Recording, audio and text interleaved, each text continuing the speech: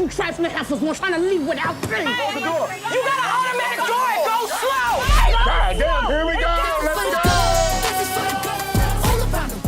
All right. Hi, I'm Amaya Desire from Big Up Bell Media. Congratulations on season 3, the final season.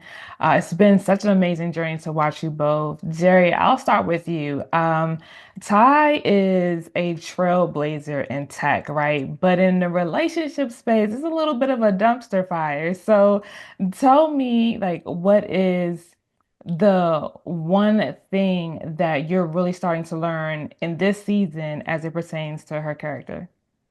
That work is not everything, and work is not gonna keep you warm in bed at night, you know?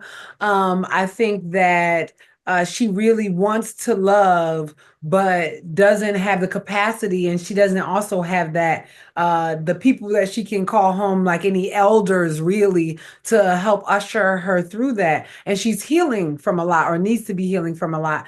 And so I think she's learned, like, okay, so if my career is exactly where it needs to be, then comes to light all of the things that are not. And one of those things is her romantic relationships. And so I think she, this season, will take a leap of faith and choose love, hopefully. Okay, awesome.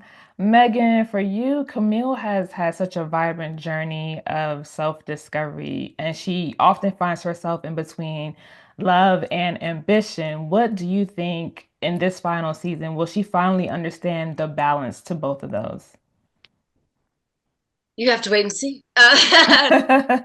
Yeah. I think that has been the constant journey, and I think the constant evolution is how do you balance that? How do you have it all? Because you can't, you know. But that is such a big part of her journey that um, I'll say you have to watch to find out and see. But it definitely has some twists and turns. Okay. I have been able to watch like the first 4 episodes. I'm not gonna lie. You guys got me on the edge of my seat and I feel bad, right? Because I can't share it with the rest of my friends. I gotta wait for the rest of the world to catch up. But what ultimately do you want the viewers, and this is just a question to both of you, do you want the viewers to remember and to hold near and dear? Because obviously we know those shows like A Different World or Girlfriends, and this is a really impactful show for the culture. So what do you hope that the viewers hold to them once Harlem is gone? That we're all just figuring it out, that we, especially on social media and in our daily life as Black women, learn that, like, we have to be put together at all times. We can't show anybody our cards or anybody our weaknesses. And then we see these 4 girls and they can't help it. It's like we get to see them so intimate and authentic, so much so that we've started so many conversations online about things that people didn't discuss. My sister is Mhm. a nurse, and I didn't even talk to her about fertility or anything like that. Like, Mhm. those discussions weren't being had on such a big level. And so I hope that people can still 10 years from now, 20 years from now, look back on the show and say, wow, that was a safe space for us to talk about the things that we needed to talk about, but also to know that, like, we're all just figuring it out.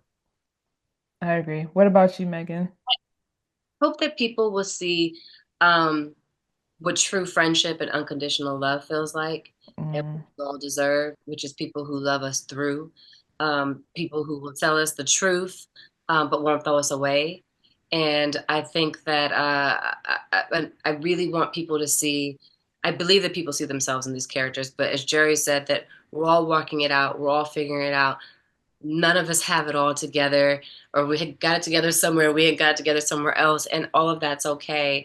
And that they're able to just be present with the journey without putting too much stress on themselves or thinking it has to be this or it has to be that, and understanding that it ebbs and flows, and all you really need is to be authentically you, to be loved by people who have earned the right to deserve to love you, and to love others back, that have earned that from you. And so um or haven't who haven't unlearned it from earned unearned it from you, because yeah. they've loved you fully and wholly without condition. I think that this show really allows the girlfriend aspect. I'm all of the things you guys are talking about, for the most part, I'm like simultaneously experiencing myself or with friends. I'm newly engaged. I've been doing the fertility treatment, so it's like to see it on TV, it's like, oh, okay, this is real life. And you don't have to feel ashamed, especially when you get older. Doctors try to scare you and make you feel bad. And so I really appreciate the authenticity of just all the conversations that you guys have been having. And I have one last question for you before we go. If you could play any other character, the both of you, who would you choose? Camille. Um, I've been saying Angie most recently. It's interesting because I think every season I feel differently. Um, Hmm. this season, I love that. I love her journey one, but I also love her singing, her dancing, her expression, her freedom. Um, yeah. So, but I can tell you, different seasons it's been Jerry, other seasons it's been Quinn. Maybe I've felt that way at each one of the seasons, but Hmm. yeah. Congratulations, by the way. Oh, thank you. Congratulations to you. Thank you, ladies, so much. Congrats on the final season. It's been a pleasure. Thank you all. Thank you. Precipice.